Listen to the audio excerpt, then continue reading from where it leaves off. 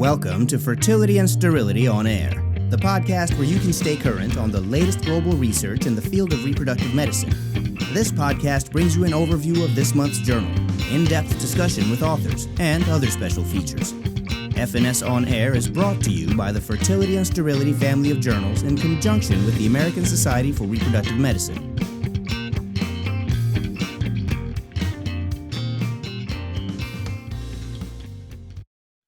Hello and welcome to another episode of F&S Unplugged. I am Pietro Bortoletto, media editor for F&S Reports and interactive associate-in-chief for F&S. As always, I'm joined by these two guys, Daylon and Blake. Daylon, Blake, how are you guys? I'm doing well. A lot of problems in the world these days, not least of which is recurrent pregnancy loss. So I'm excited to talk about that on the show today. Blake, how you doing? Can't complain. I mean, I could, but I choose not to. So I'm doing well. Great to see you all.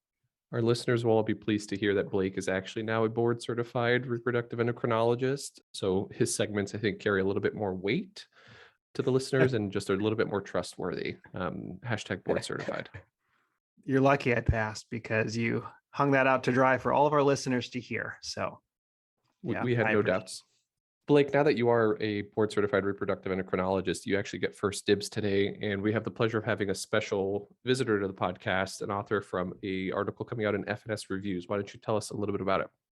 Thank you, Pietro. So I'm very happy to introduce our guest that we have today, and I promised her that I would not 100% pronounce her name correctly in my Oklahoma accent, but this is Dr. Genevieve Genet, and she is at McGill University in Quebec, Canada.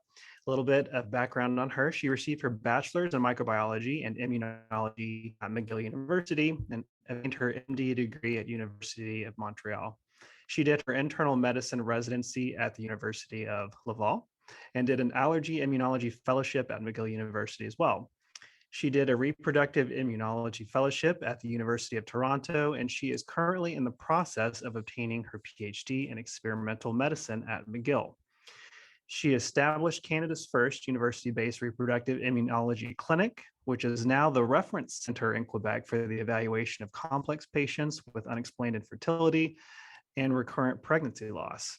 And this is also, since 2020, Canada's only reproductive immunology fellowship program. Very cool.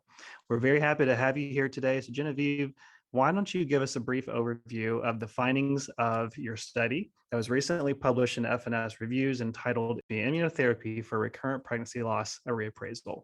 So the reason we were very interested in this type of subject is, as you all know, first trimester pregnancy loss is a very common occurrence, occurring in around 10-15% of all pregnancy. However, recurrent pregnancy loss isn't something that occurs very often, and it's very devastating to the couple. So recurrent pregnancy loss, if we define it as 3 or more consecutive pregnancy losses, occurs in around 3% of couples. And most of the time, so over 50% of the time, it remains unexplained. So, these couples have the very unsatisfactory answer of, we don't know what's going on, keep trying.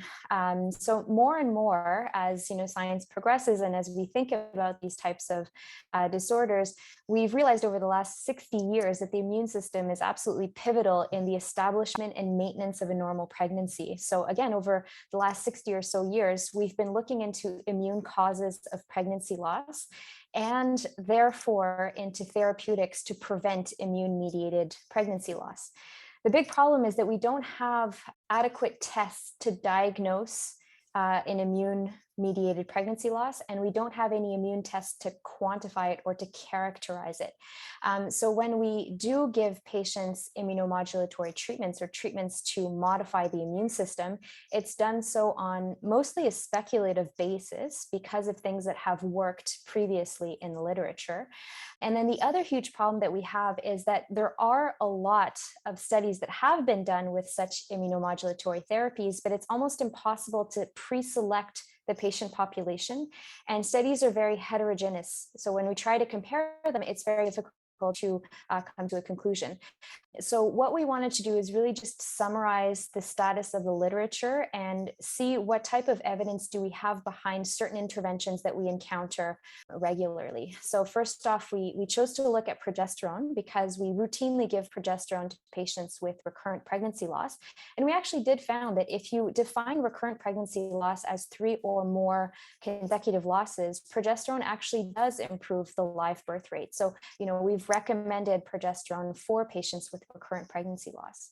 Then we looked at aspirin. Aspirin, there's not that much in terms of evidence-based medicine, but there is one study that was done by Schisterman et al., which does say that in patients that are adherent to aspirin, or in patients with a baseline elevated CRP or C-reactive protein, they may benefit from aspirin. So we've actually made the recommendation that if there is no contraindication for aspirin administration, it be considered in patients with recurrent pregnancy loss. Those are the probably 2 interventions that we have a little bit more literature in terms of what we can and we cannot recommend. So then we looked at other immunomodulatory treatments like low molecular weight heparin, that yes, does have a mechanism in terms that it will stop blood coagulation, if you will, but it also has immunomodulatory properties and pro-angiogenic properties.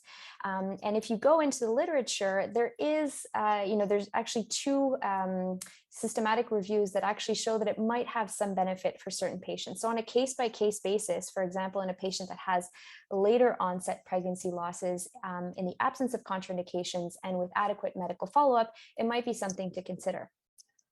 And then we also looked at corticosteroids. So unfortunately, corticosteroids, there's really not that much proof that it does work. There's anecdotal evidence.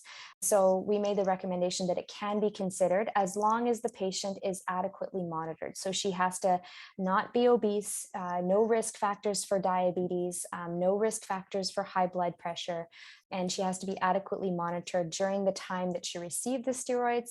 Ideally, they have to be started prior to conception, and they have to be stopped as soon as the patient hits her usual time of pregnancy loss with a gradual taper. And then the other recommendation that we made is looking into the literature with intravenous immunoglobulins. If the intravenous immunoglobulins are started prior to pregnancy, there is evidence that it may increase the rate of live birth. So if we look at other interventions like human chorionic gonadotropin, intralipids, or granulocyte colony stimulating factor, there really isn't any evidence in the literature that suggests that it does improve live birth rates. However, there is one retrospective study that started human chorionic gonadotropin in the luteal phase, and that was associated with an enhanced live birth rate. But there are a lot of confounding factors in that particular study. So it does merit a randomized control trial at some point. There is some evidence that immunomodulatory therapy works. And as long as the patients are well selected, so at least 3 unexplained miscarriages, a body mass index less than 35, less than 41 at the age of conception, a non-smoker, usually well selecting those patients and making sure that they're adequately followed for immunomodulatory therapies, it's worth trialing in these patients just because we're not in a position in which we can investigate these patients and really figure out what's going on yet.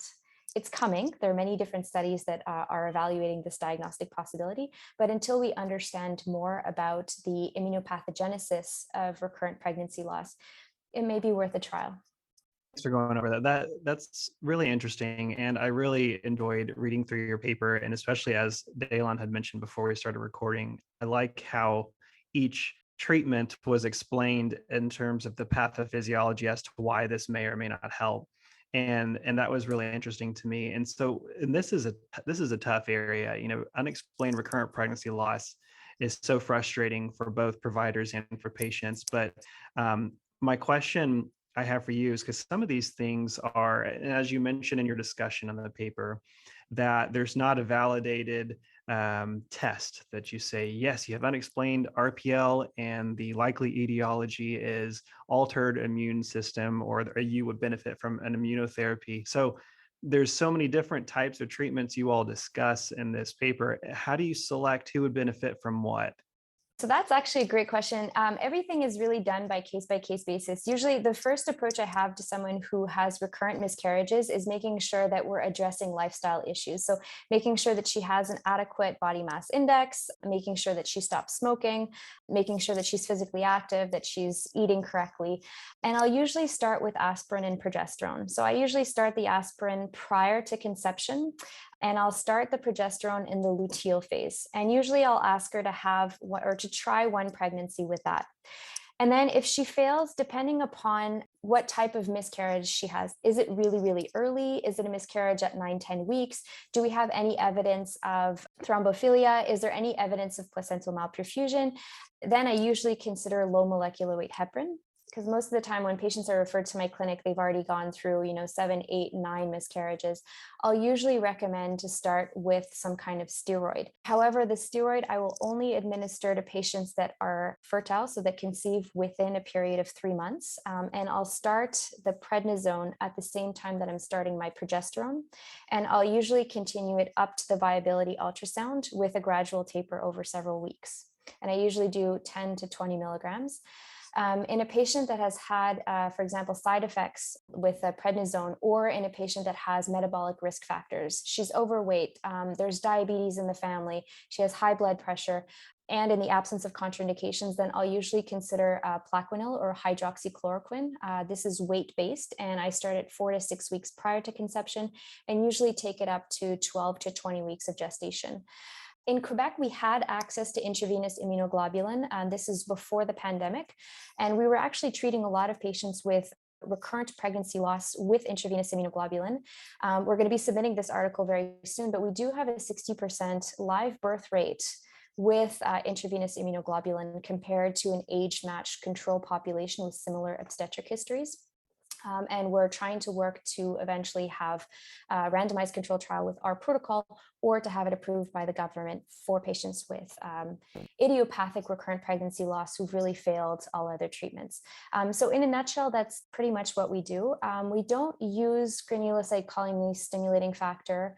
We don't use very much human chorionic gonadotropin. And in my clinic, I don't use intralipids, but I know that it's done elsewhere in Quebec.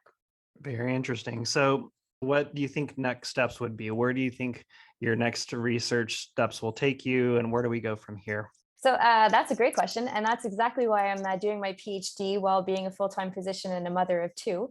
I really want to find a diagnostic test. So right now, what we're doing is we're characterizing the immune landscape of patients with reproductive failure. So either recurrent pregnancy loss or recurrent implantation failure, idiopathic, of course. And we're taking a mid-luteal phase endometrial biopsy and a blood test. And we're correlating the immunophenotypes of those patients with those that have a normal fertility history at the same time of their menstrual period. And we're trying to figure out if there's any differences, first off, in terms of leukocyte, lymphocyte, or white blood cell populations, and how that changes with treatment, at least in the peripheral blood. So we're trying, number one, to prove that peripheral blood does not necessarily predict what's going on in the uterus, and then trying to find a biomarker that predicts outcomes with immunomodulatory therapy, so that we can try and streamline the patients that would most benefit from immunomodulatory therapy to receiving it, and maybe exclude some patients that won't. Because you have to also keep in mind that the majority of cases of recurrent pregnancy loss is probably due to the embryo. So abnormal embryo genetics, abnormal embryo quality. And in a very minute percent of the population, we will have an immune problem. So I don't know if I'm going over the time that I'm supposed to go, but the immunology of implantation is absolutely fascinating. So right after ovulation, you have this huge recruitment of immune cells to the endometrium. And those immune cells are actually educated, or being educated, by the hormones that are produced by the ovaries and the microenvironment in the endometrium. So your immune system is being trained to what to do for pregnancy. And that immune system is actually going to recognize the embryo, help the embryo implant, and help proper placentation, while telling the rest of the body to accept whatever paternal antigens are going to be expressed during pregnancy. So, to have a problem with that, you have to have a lot of checks and balances that are being undone to have an immune-mediated miscarriage or implantation failure. So again, these situations are very rare. Most of the time, it's going to be an embryo problem. So that we also have to keep in mind. And that's what's very difficult about treating these types of patients, just because we don't have that diagnostic test or that diagnostic tool. But there's a lot of research that's being done around the world to get those tools. Very interesting. Well, Genevieve, thank you so much for joining us today. We really, really appreciate it. And the work that you're doing is very interesting. I'll keep my eyes peeled for any future research that you're doing. Before we sign off, Daylon or Petra, did you all have any questions for our guest? I have a comment, which is that this is what I love about physician scientists, is that it's not enough to know the treatment. You got to understand why, what the etiology, and you got to understand the mechanism of the treatment. And I'm very pleased to see really brilliant young people entering the fray as PhDs. Looking forward to that degree. You're going to be very productive, and it's a great segue to my article coming right up. So I thank you for going over all the general introduction there. Very fluent and brilliant presentation. Thanks for joining us. Well, thanks so much for the invite. It was a real pleasure.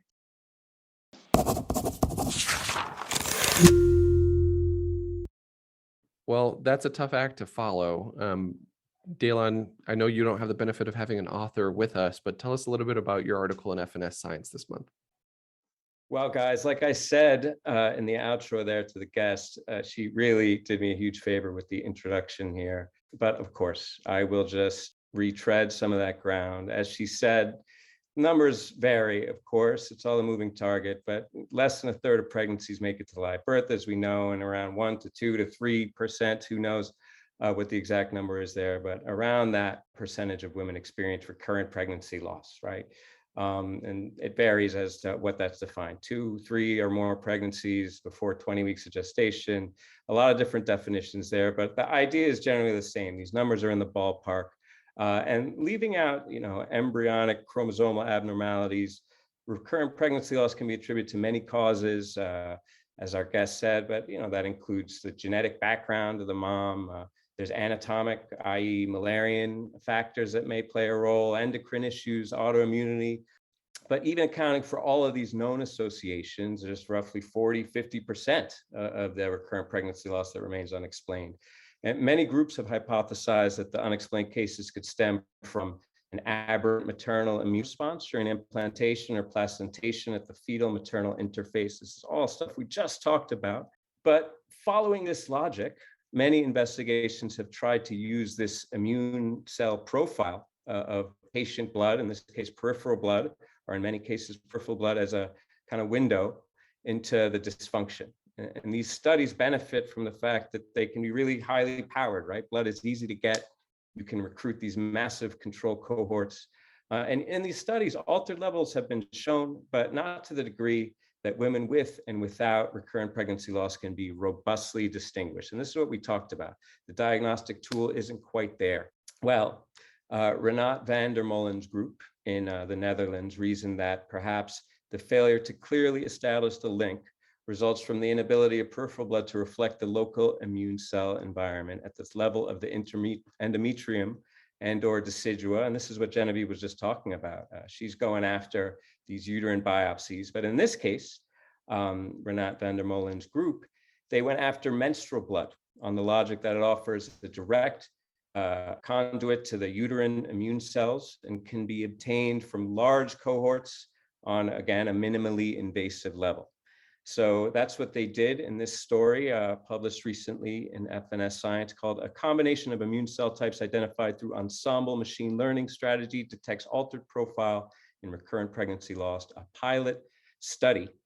And what they did in this case is they gathered peripheral and menstrual blood from patients with and without recurrent pregnancy loss, conducted flow cytometric profiling of the constituent immune cells, and ultimately showed that there were 4 cell types in the peripheral blood and 6 cell types in the menstrual blood that enabled accurate designation of these recurrent pregnancy loss patients with an area under the curve of 0.8.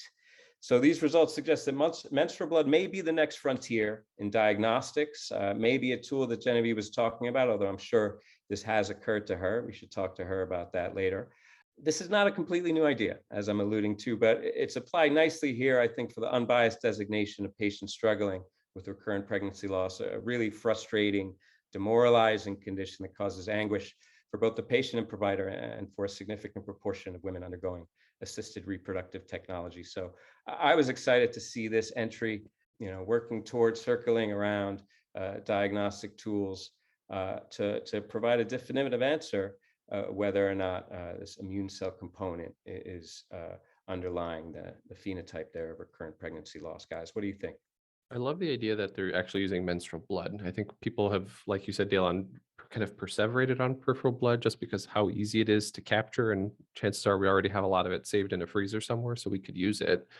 But I think there's a big body of literature that suggests that the immune profile that you're getting in peripheral blood is very different than the immune profile you're getting in the uterus, particularly in the endometrium. And I think people just aren't super jazzed up about doing biopsies or something that's invasive to collect that information. And the menstrual blood, again, in menstruating patients, which is in all of our patients, is a great way to get some insight into what's happening inside the uterus from an immune perspective. So I think it's really, really novel. I guess the big question for me is how acceptable is it to patients to collect their own menstrual blood for research, to collect their own menstrual blood for a diagnostic test in a clinical setting. I think that's the part that's a little tricky, but it's a great way to get insight into what's going on into the endometrium and really get to the immune level that matters for an embryo to implant, not the stuff that's circulating in the peripheral blood. Yeah, I definitely agree. And I think what we were talking about with Genevieve is there's not a validated biomarker to diagnose unexplained recurrent pregnancy loss. And I think this study is great because it provides some insight to kind of opens the doors for future studies. If we can reproduce this study and it's reliable and we see it in larger cohorts of patients, then perhaps these are some validated biomarkers we can use. So we have all these treatments we just discussed, but how the heck do we even diagnose it? And that's the cat's still out of the bag in regards to that. So I think this is great, and hopefully it leads us in the right direction to one day knowing what the test would be. Yes, very exciting. I think that, Pietro's point is well taken that, while not invasive, collection of menstrual blood is certainly cumbersome. If the value of the diagnostic is there, and these are patients who really want an answer, right? So I think the motivation is there.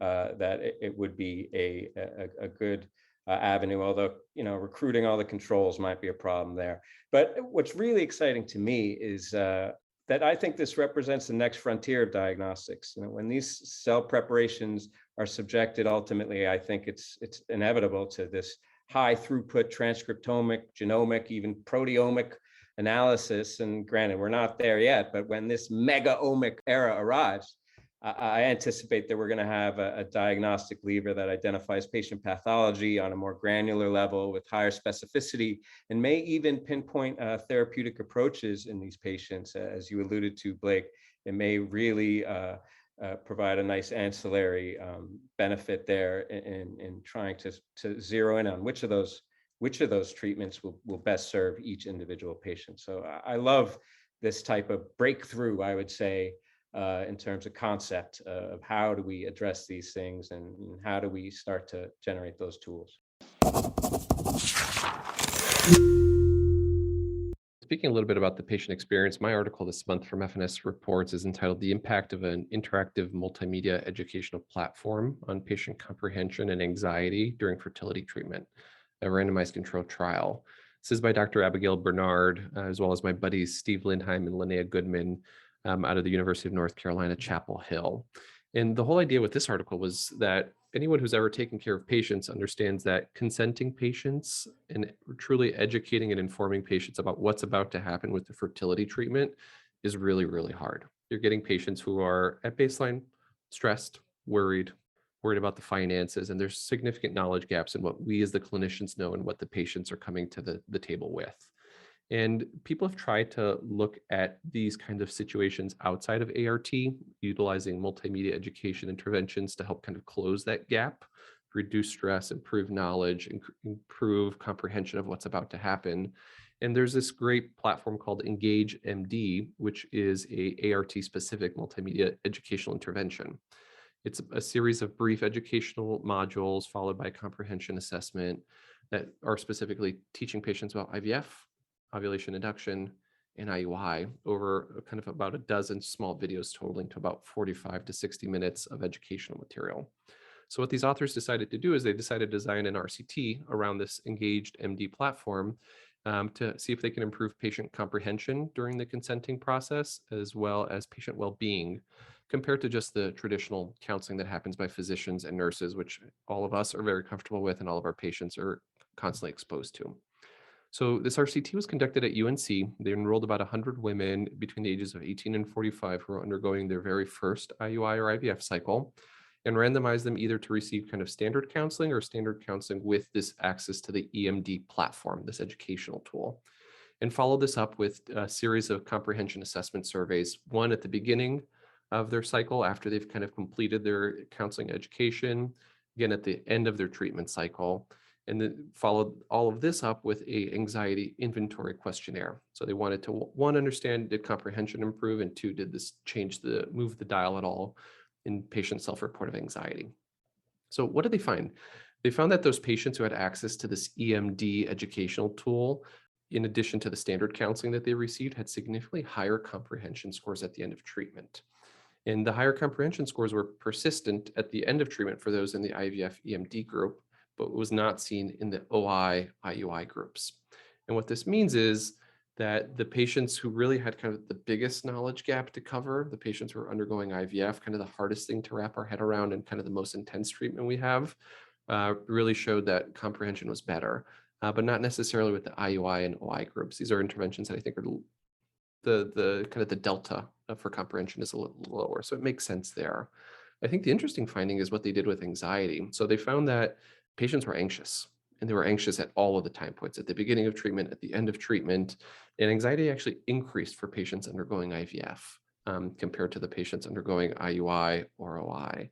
And I think the reason for that is, again, this is it's kind of the Cadillac of treatments. It's the most comprehensive, most labor-intensive, time-intensive, cost-intensive treatment we have.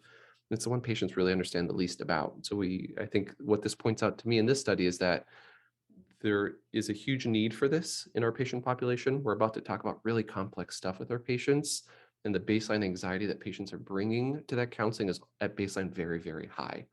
And identifying the patients who need this, need more of it, I think that's really where the value for these interventions are. I actually spoke with Dr. Lindheim after I read this paper just to get his 2 cents on it.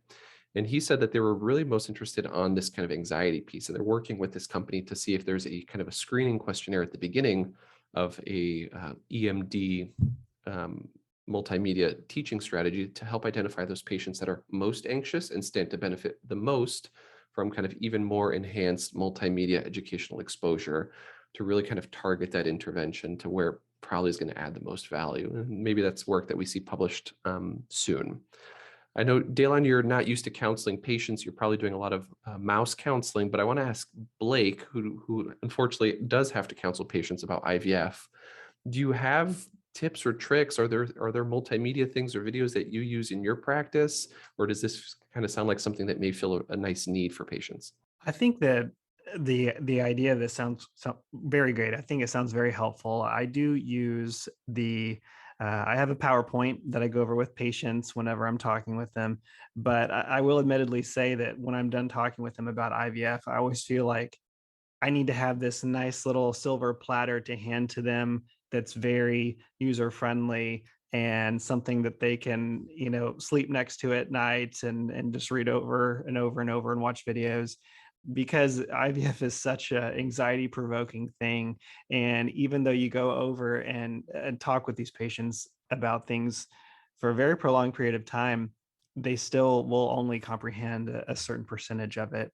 And so I think it's nice, this concept of being able to even go back and look at these videos or the educational tool. I think that sounds really helpful. But the short answer to your question is I predominantly just use a PowerPoint presentation, and we do have a couple of handouts that we give them. But this sounds great. I like the concept of it. Yeah, I mean, new modes of communicating science, in your case, medical information to patients. It's obviously something that we, I think, as a group, invested a lot of thought into. It's kind of why we're doing this podcast. I think that represents this new wave of new media. And it's clear a new generation of trainees have really capitalized on these options in like an educational format, training. And with COVID, raising the profile of emerging media and accelerating the adoption of these Zoom-like technologies for virtual spaces. I think it's inevitable, right, that these new media are going to come about and for the most part are going to do a benefit. But I have to ask the question, does it work? And I think that's the question that these authors were trying to address. And maybe also, is it better is the other question. In this case, it's the delta between kind of zero and knowledge. So I think it's a no-brainer. But just briefly, from a general standpoint, I was listening to this piece on NPR the other day where there's this assistant professor of media somewhere. He's talking to Kai Rizal on Marketplace, and he was trying to give him this like tutorial on using the Meta, the Meta virtual, formerly Facebook Meta virtual platform to like simulate a meeting.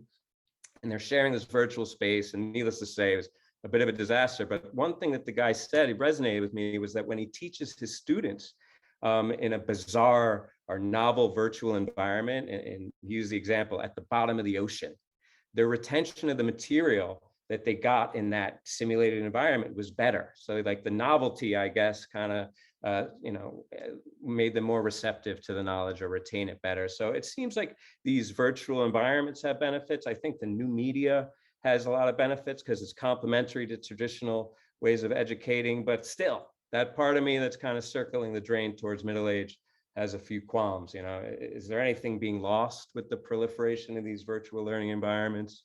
What happened to the good old days when saltwater taffy cost a nickel, that type of thing.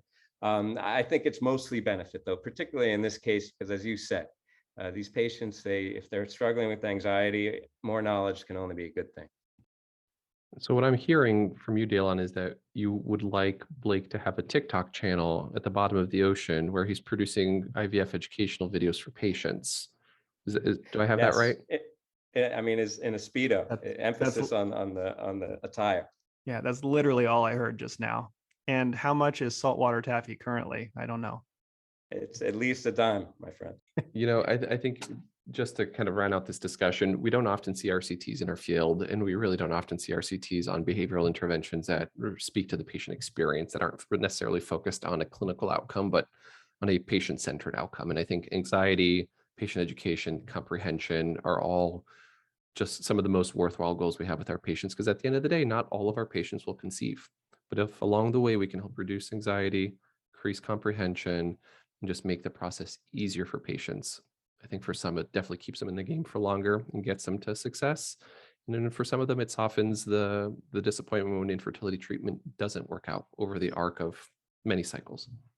Yeah, very true. And one other thing I was thinking of as well is how many times do you have patients that you hear that they also, even after you spend all this time counseling them, they go and Google things and look online and, I saw on this blog, this patient said this, and perhaps having this educational tool may even eliminate people Googling and going on all these blogs and getting all, these interesting ideas that we have to then backpedal and explain why that's a bad idea and why that person's situation doesn't apply to you. You hear these things very commonly. So, and I feel like those scenarios in and of itself, they'll create stress for the patient too. Like, oh, I saw a patient do this at this center, and should I be doing this and this? So perhaps this can eliminate some of that stress as well, and stress for me having to explain these things. Both worthwhile goals. Yes. Gentlemen, as always, it's great to be on the podcast with you. I hope our listeners enjoyed our special guest. As we round out this podcast, just a reminder that all of these episodes live wherever you're listening to this podcast currently. You can always check out our companion episode of F&S on Air, where we run through the main journal's table of contents. And then always, if you're not following us on the Twitter, the Instagram, the Facebook, you can also find our content on LinkedIn. That's a new F&S offering if you're out there. But until we meet again next time, Dalen, Blake, any final comments? As always, it's been excellent talking with you guys. I always enjoy it. We'll see you all next time. This podcast was developed by Fertility and Sterility and the American Society for Reproductive Medicine as an educational resource and service to its members and other practicing clinicians. While the podcast reflects the views of the authors and the hosts, it is not intended to be the only approved standard of practice or to direct an exclusive course of treatment. The opinions expressed are those of the discussants and do not reflect the Fertility and Sterility family of journals or the American Society for Reproductive Medicine.